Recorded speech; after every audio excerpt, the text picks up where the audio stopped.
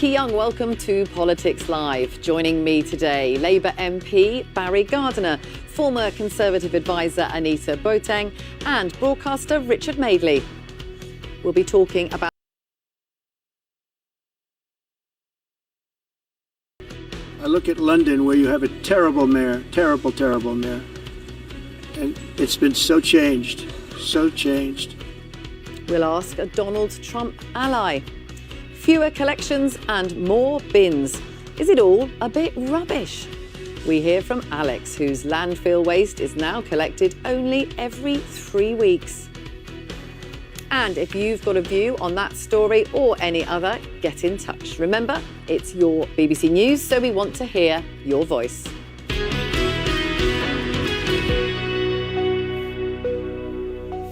Now, let's take a look at this story. Public, basically, that nothing works and that there isn't fairness in the system, because actually how many people are getting £600 for taxi appointments, whether they're really critical appointments or not, they have to find a way to make it work. And if we take one step back from this, right, which is not just about should the state be doing this? No. Should the state at least know if they're doing this? Absolutely, yes.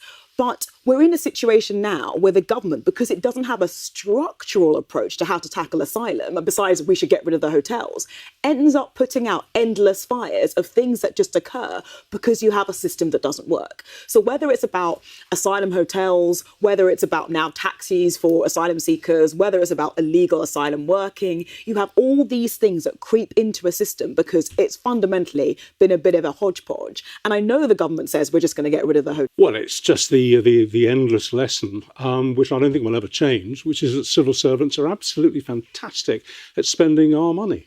They aren't remotely accountable in the way that a commercial operation would be. A commercial operation would look at that scenario and say, sorry, it's a £600 taxi bill.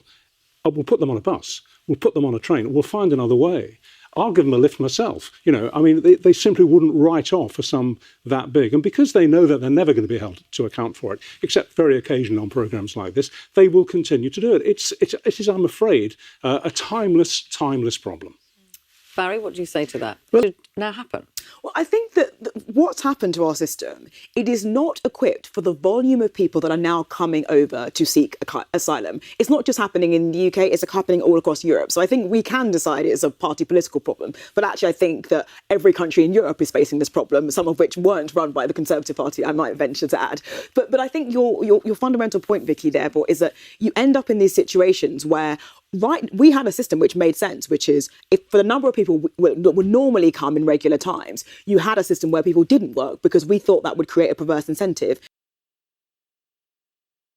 Therefore, you might need to look again. But I really don't think it solves the real problem, because we have many reasons why asylum seekers want to come here. It's a fantastic country. I think we could solve this problem overnight with the introduction of ID cards. And I don't see what our superstition about ID cards is these days. I mean, we effectively have them anyway. I mean, probably 5 or 6 times a year, I have to produce my driving licence as a de facto ID card around. And if it was a simple fact of life that you couldn't get employment without an ID card, we'd resolve this problem like that. I mean, what about fakes? What about fake IDs? Well, what about fake driving licenses? What about fake passports? What about fake currency? What about fake credit cards? Before biometric So it would have to be in a system that they couldn't fake that. Look, I think people are very realistic that the current situation is not sustainable. Richard, do you think people are becoming more hard-headed about this? Oh, undoubtedly. I think that generally the public mood has shifted. I mean, what I pick up, certainly in the kind of feedback that we get on programmes like Good Morning Britain, and you probably see it here as well, is that people very often preface what they're going to say by saying, but I've had enough. Those are the kind of words that they use. I've had enough. I'm out of patience. Oh yeah, I think you can read the room. You can smell the atmosphere here.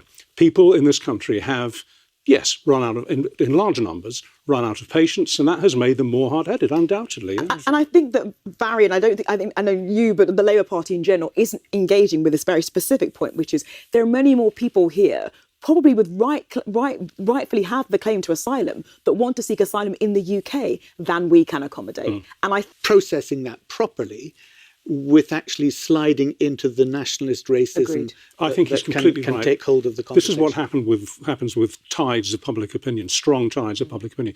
There are some people who will surf them.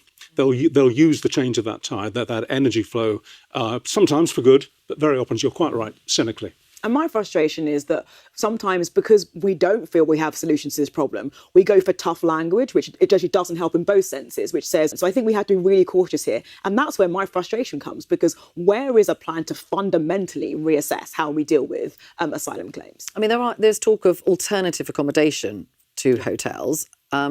I mean, how do you feel? We again, in this report, we saw images of some of the people in the hotels cooking in the shower because the food that was being given to them just didn't really, suit them or their families. We heard from a young girl who's been moved from one hotel to another several times. I think she's been in the system for about 9 years. What about the alternatives? That's what is wrong, Vicky. That's exact bottleneck in the system. That's where it needs to be sorted. Now, it doesn't sort the number of people coming in, and Anita's absolutely right to talk about that. It is a really important piece of legislation which has saved hundreds of thousands of lives. In response to the Second World War, people were moving into the next safe country. What would you want to be done to that? With negotiation, yes, obviously. Of course. Look, hopefully to other countries as well, we've begun to look at a system where actually people don't have to only claim in destination countries. They can claim en route and have their processing and separated out there and then.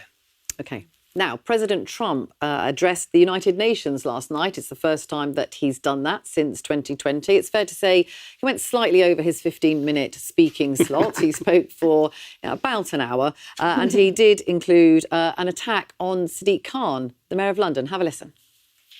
Well, I'm delighted to say we're joined by Greg Swenson, who is the chair of Republicans Overseas UK. Thank you very much for coming in to speak to us. We heard a tiny bit there of the long speech that President Trump gave to the UN. Focus on Chicago. And that's where the focus is. And that's where it is. Setting aside the Sharia law nonsense. Yeah. I mean, I'm a Londoner born and bred, and it's the first I've heard that I might be living under Sharia law, and I don't think I will somehow.